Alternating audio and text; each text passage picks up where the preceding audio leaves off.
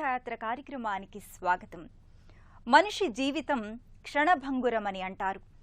లిప్తకాలం కూడా లేని ఈ జీవితాన్ని అనవసరమైన ఆలోచనలతో, స్వార్థపూరిత రాగద్వేషాలతో కష్టతరం చేసుకుంటూ ఉంటారు. మానవ జీవితంలోని సమస్యలన్నింటి పరిష్కారానికి, మానసిక ప్రశాంతతకు ఏకైక మార్గం ఆలయాల దర్శనమని పెద్దలు చెబుతారు. అందుకే మీ అందరికీ ఆలయ దర్శన పుణ్యఫలాన్ని అందించటానికే ఈ తీర్థయాత్ర కార్యక్రమం. ఈనాటి కార్యక్రమంలో శివ ఆత్మలింగ స్వరూపంగా విరాజిల్లుతూ కర్ణాటక రాష్ట్రంలోనే కాకుండా విశ్వవ్యాప్తంగా పేరుగాంచిన గోకర్ణ క్షేత్రాన్ని నేటి తీర్థయాత్రలో దర్శించి క్షేత్ర మహిమల్ని తెలుసుకుందాం.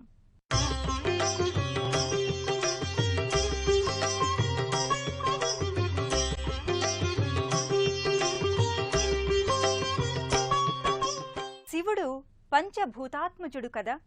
ఆయన లేనిదెక్కడని చెప్పగలం. సమస్త ప్రకృతిలోనే కాదు, సకల జీవులలోనూ నిండి ఉంటాడు. హైందవానికి పవిత్రమైన పశువు కామధేనువు, గోవు. ఆ గోవు చెవిరూప శివలింగమై ఉన్నాడు కాబట్టి గోకర్ణేశ్వరుడంటారు. గోకర్ణ క్షేత్రాన మహాబలేశ్వరుడిగా పూజలందుకుంటున్న పరమశివుణ్ణి దర్శించుకుందాం. పరమశివుని ఆత్మలింగం కొలువైన ఈ క్షేత్రం దక్షిణ కాశీగా ప్రసిద్ధి చెందింది. అగ్నాశిని మరియు గంగావతి అను రెండు పుణ్య నదుల నడుమ ఉన్న ఈ క్షేత్రం అతి ప్రాచీనమైనది. గోకర్ణ అంటే గోవు చెవి అని అర్థం. అగ్నాశిని మరియు గంగావతి నదుల కలయిక గోవు చెవి ఆకారంలో ఉండడం చేత ఈ క్షేత్రానికి గోకర్ణం అనే పేరొచ్చిందట. త్రేతాయుగంలోనే ఈ క్షేత్రం వెలసిందని స్థల పురాణం చెబుతుంది. గోకర్ణ క్షేత్రంలో అత్యంత దర్శనీయ ఆలయం మహాబలేశ్వర ఆలయం. హిందువులకు కాశీ ఎంత పవిత్ర స్థలమో ఈ ఆలయం కూడా అంతే పవిత్ర స్థలమని అంటారు. అందుకే ఈ క్షేత్రాన్ని దక్షిణ కాశీ అని కూడా పేర్కొంటారు. పవిత్రమైన 7 ముక్తి క్షేత్రాలలో ఒకటిగా పూజిస్తారు.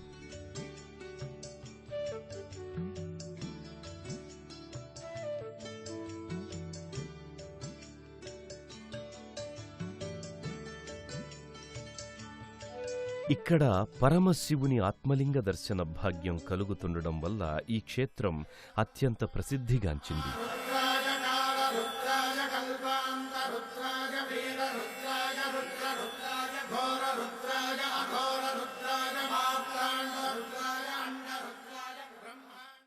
రావణుడు శివుని ఆత్మలింగాన్ని లంకలో ప్రతిష్ఠించాలని భావించాడు. కాని దేవతలకు అది ఎంతమాత్రం ఇష్టం లేదు. అందుకే ఆత్మలింగ ప్రతిష్టను భగ్నం చెయ్యడానికి శ్రీ మహావిష్ణువు తన మాయతో సూర్యాస్తమయం ముందుగానే అయ్యేట్లు చేశాడు. అలా సూర్యాస్తమయం కాగానే రావణుడు సంధ్య వార్చుకోవడానికి సంసిద్ధుడయ్యాడు. సరిగ్గా అదే సమయానికి వినాయకుడు బ్రాహ్మణ బాలకుని వేషంలో అక్కడికొస్తాడు. అతన్ని చూసి రావణుడు సంధ్య వార్చుకోవడం పూర్తయ్యే వరకు ఆత్మలింగాన్ని పట్టుకోమని చెబుతాడు. అయితే ఆ ఆత్మలింగం చాలా బరువుగా ఉందని బాలున్నైన తను ఎక్కువసేపు ఆ బరువు మోయలేకపోతున్నానంటాడు బాలగణపతి. తాను మోయలేని పక్షంలో తనను 3 సార్లు పిలుస్తానని, ఆ తరువాత ఆత్మలింగాన్ని భూమిపై పెట్టేస్తానని చెబుతాడు. సరేనని ఒప్పుకొని రావణుడు సంధ్యవార్పుకు వెళ్లగానే గణపతి 3 సార్లు రావణుణ్ణి పిలిచి అతడు రాకపోవడంతో ఆత్మలింగాన్ని నేలపై పెట్టేస్తాడు. అలా వినాయకుడు ఆత్మలింగాన్ని నేలపై నిలిపిన స్థలమే గోకర్ణ పుణ్యక్షేత్రమయ్యింది.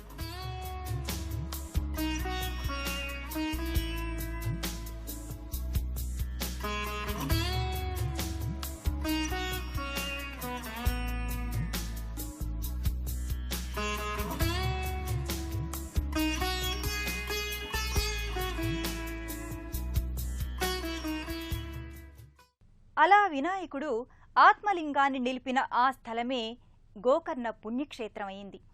శివుడి ఆత్మలింగం ఇక్కడ ఉండడంచే గోకర్ణని భూకైలాస్గా భక్తులు కొలుస్తారు.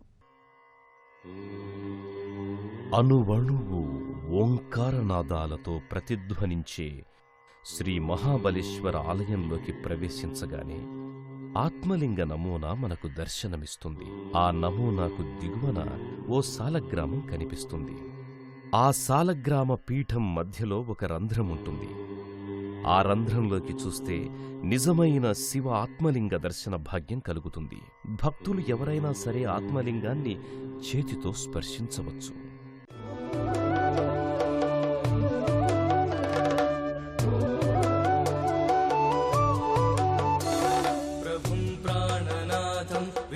విశ్వనాథం జగన్నాథనాథం సదానందభాజం భవద్భవ్యభూతేశ్వరం భూతనాథం శివం శంకరం శంభుమీశానమీడే.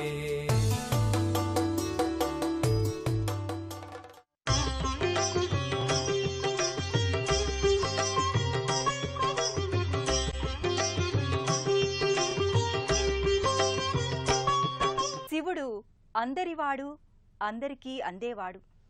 అభిషేక ప్రియుడు కదా. భక్తులు చేసే అభిషేకాలు, పూజలు చేసేవారికే కాదు, చూసేవారికి ఎంతో పుణ్యఫలం.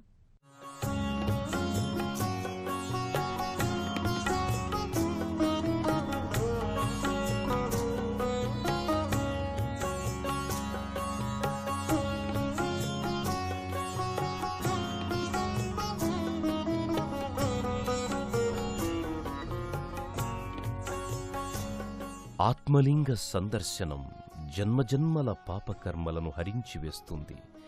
పరమశివుడి ఆత్మలింగాన్ని చేతితో తాకినంతనే మనస్సు ఓంకార శబ్ద తరంగాలతో తాదాత్మ్యం చెందుతుంది, పులకరించిపోతుంది.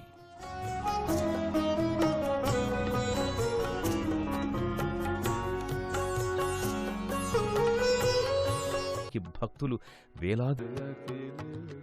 ఆత్మలింగం నేలపై పెట్టిన బాలకుడు గణేశుడని రావణుడు గుర్తించాడు. తన కార్యసిద్ధికి అడ్డు తగిలాడన్న కోపంతో గణపతి తలపై ఒక ముట్టు మొట్టాడట. దీంతో గణపతి మాడుపై చిన్న గుంట ఏర్పడింది.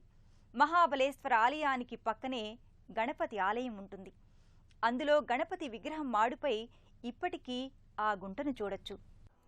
రాక్షసుడైన రావణుడికి లక్ష్యసిద్ధి. ఇక కోటి తీర్థాన్నైతే గంగతో సమానంగా కీర్తిస్తారు. కోటి తీర్థం ఓ పవిత్ర కొలను. మహాబలేశ్వర ఆలయానికి అతి సమీపంలో ఈ కోటి తీర్థం ఉంది.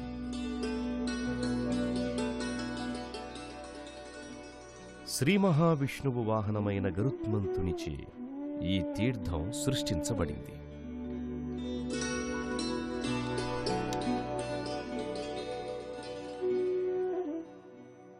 కోటి తీర్థంలో స్నానమాచరిస్తే సకల పాపాలు తొలగిపోతాయని ప్రశస్తి.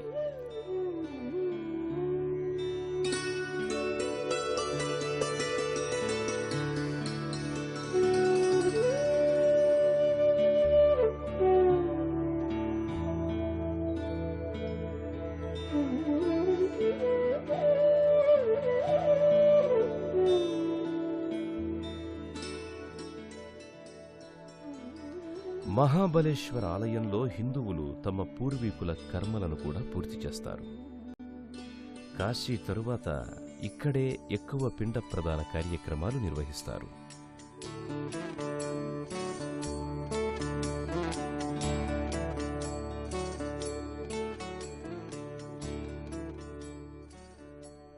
గోకర్ణ క్షేత్రంలో భద్రకాళి ఆలయం కూడా ఉంది. గోకర్ణ క్షేత్రాన్ని భద్రకాళి సంరక్షిస్తుందని ప్రతీతి. మహాబలేశ్వర ఆలయానికి సుమారు 1 కిలోమీటర్ దూరాన ఈ ఆలయం నెలకొని ఉంది.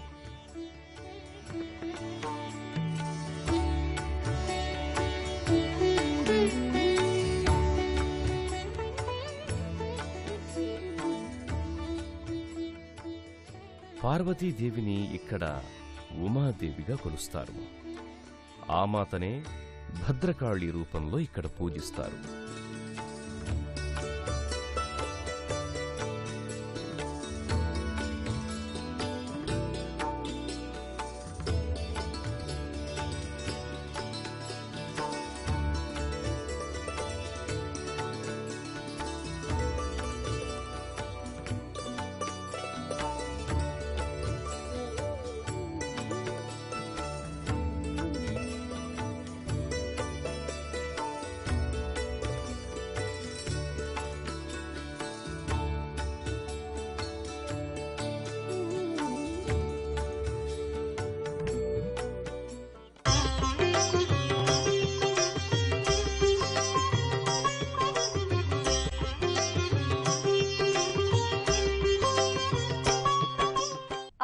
అందాల మహాలోగిలి ఈ గోకర్ణ క్షేత్ర వాకిలి.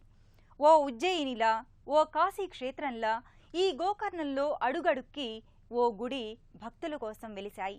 కాలభైరవుడు, భద్రకాళి, శ్రీకృష్ణుడు ఇలా శైవ వైష్ణవ దేవతల ఆలయాలెన్నో ఉన్నాయి. వాటిని కూడా దర్శించుకుందాం రండి మరి. గోకర్ణ క్షేత్రంలో దాదాపు 86 దేవాలయాలున్నాయి. వాటన్నింటినీ దర్శించుకుంటే మహాపుణ్యం కలుగుతుందని చెప్తారు. ఇక్కడ శ్రీకృష్ణ దేవాలయం, కాలభైరవ దేవాలయం సందర్శకులను విశేషంగా ఆకర్షిస్తాయి.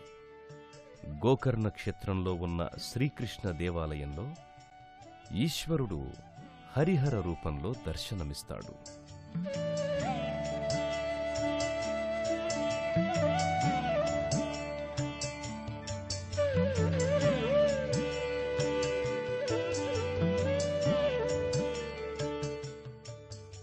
ఈ ఆలయాన్నే భక్తులు శంకరనారాయణమని, హరిహరపురమని కూడా పిలుస్తారు. ఈ చోట చేసిన జపము దానవులకు విశేష ఫలమును చేకూరుస్తుంది అంటారు. శ్రావణ శుద్ధ ఏకాదశి నుండి పూజలు నిర్వహిస్తే పాపకర్మలు తొలగిపోతాయని, శివ సాయుధ్యము, విష్ణు సాయుధ్యము కలుగుతాయని విశ్వసిస్తారు.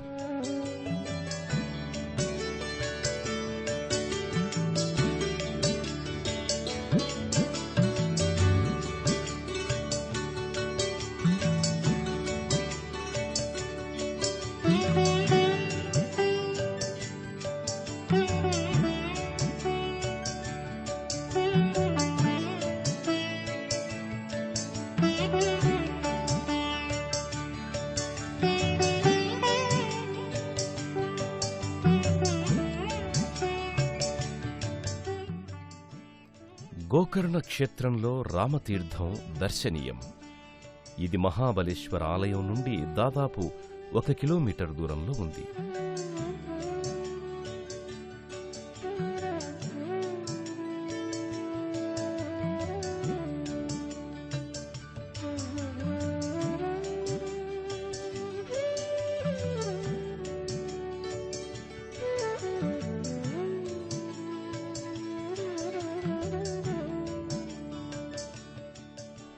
మహాశివుని పరమభక్తుడైన రావణుడి సంహారానంతరం శ్రీరాముడు గోకర్ణకు వచ్చి తీర్థలింగాన్ని స్థాపించి ఈశ్వరారాధన చేసి బ్రహ్మహత్యా పాతకం నుంచి విముక్తి పొందాడు. ఆ తరువాత కోటితీర్థంలో స్నానం చేసి శ్రీమహాబలేశ్వరుడికి పూజ చేసి తిరిగి వెళ్ళాడు. గోకర్ణలో ప్రతి ఇల్లు కూడా ఓ దేవాలయంలా ఉంటుంది. విగ్రహ ప్రతిష్ఠ జరిగి ప్రతి ఇంట్లోనూ పూజలు నిర్వహిస్తుండడం ఇక్కడి విశేషం. ఇక్కడ భక్తులకు నిత్యం అన్నదానం జరుగుతుంది. భక్తులు కూడా అన్నదానం చేసే సౌలభ్యం ఇక్కడున్నది. మధ్యాహ్నం 12:30 నుండి 2:30 వరకు, అలాగే రాత్రి 7 గంటల నుండి 8:30 వరకు ఈ అన్నదాన కార్యక్రమం జరుగుతుంది.